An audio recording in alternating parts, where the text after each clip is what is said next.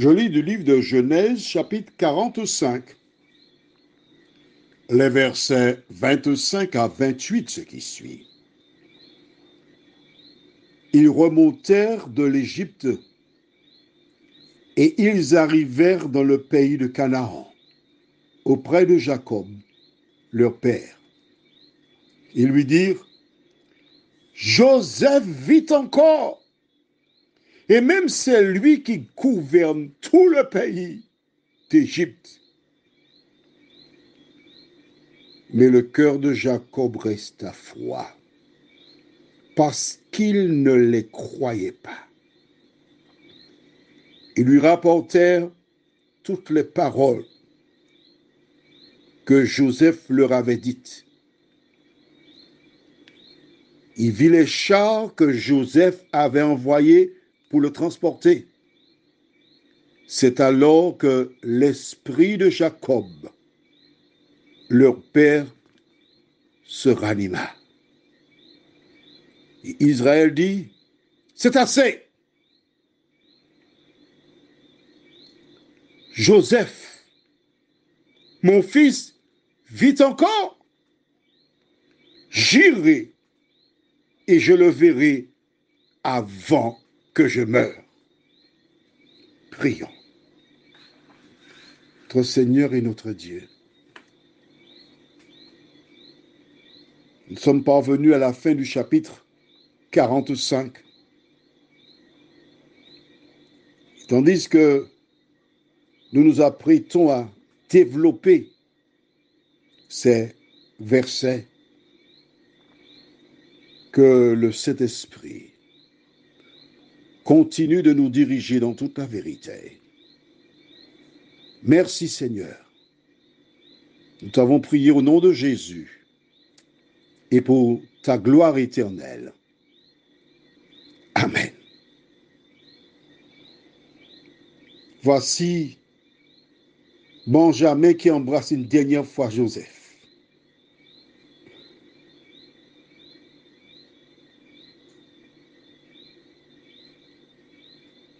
« 22 ans qu'ils ne se sont pas vus. 22 ans rattrapés. Et quand ils partent, ils se retournent pour revoir Joseph, pour lui faire signe de la main, pour s'envoyer des baisers. Joseph a vu tous ses frères.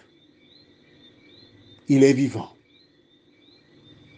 Joseph se remémore les songes que Dieu lui avait donnés. Il regarde jusqu'à la disparition de la poussière. De l'autre côté, en Canaan, ça fait un moment qu'il devait déjà revenir. Mais où sont-ils? Soudain, des enfants regardent au loin et ils voient un nuage de poussière. Ça ne peut pas être eux. Avec leur âne, ils marchent, il n'y a pas de poussière.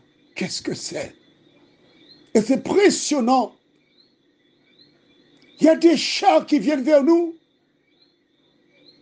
Une 50aine de chars.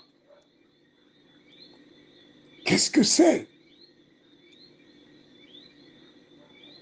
Est-ce une bande qui vient pour nous attaquer et faire de nous des esclaves?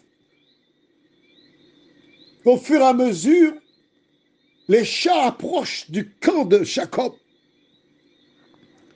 Les enfants se collent à leurs parents, tiennent fermement les jambes de maman parce que le papa ne sont pas là. Ils sont tous partis là-bas, en Égypte, chercher à manger.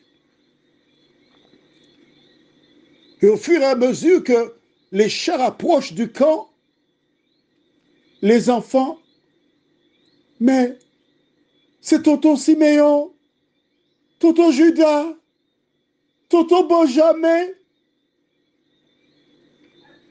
Mais ce sont eux qui reviennent. Combien sont-ils? Demande Jacob. 1, 2, 3, 4, 5, 6, 7, 8, 9, 10. Est-ce que Benjamin est là? Oui, tonton Benjamin est là. 11. Ils sont tous de retour. Siméon est là, tonton Siméon est là. Jacob respire. Ses 11 enfants sont revenus intacts. Il a retrouvé Siméon. Benjamin est là. La joie remplit son âme. Mais où avez-vous pris ces chars, mes enfants? Que s'est-il passé? Tous souris, descendent de leur char, embrassent leur père. Ils l'entourent parce qu'ils ont une nouvelle pour lui. On ne peut pas lui dire ça comme ça. Papa, assieds-toi. Et Ruben demande à son épouse, peux-tu faire le thé, s'il te plaît?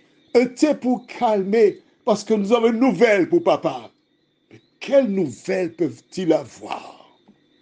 Oh, l'épouse de Ruben prépare le thé. Aujourd'hui, c'est l'eau de Carme ou jouvence de l'abbé souris, l'abbé rat, l'abbé chat, etc. Bois ça, papa. Jacob boit le thé en les regardant. Tous sont souriants. Et si on était en 2022, Jacob dirait, vous avez fumé quelque chose, les garçons. C'est pas bien. Après avoir bu le thé, Judas dit, papa, Joseph est vivant. Et c'est lui qui gouverne l'Égypte. Du regard, il regarde Jacob, regarde les autres fils qui de leur tête hochent la tête, dit oui papa, c'est Joseph. C'est lui qui nous a donné tout cela. Jacob demeure de marbre. Parce qu'il a fait le deuil de Joseph. Joseph est mort. La Bible déclare, il ne les croyait pas. Il raconte des histoires.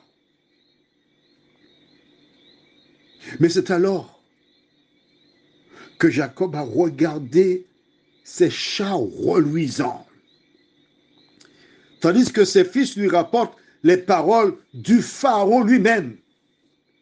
Les chars ne sont pas des objets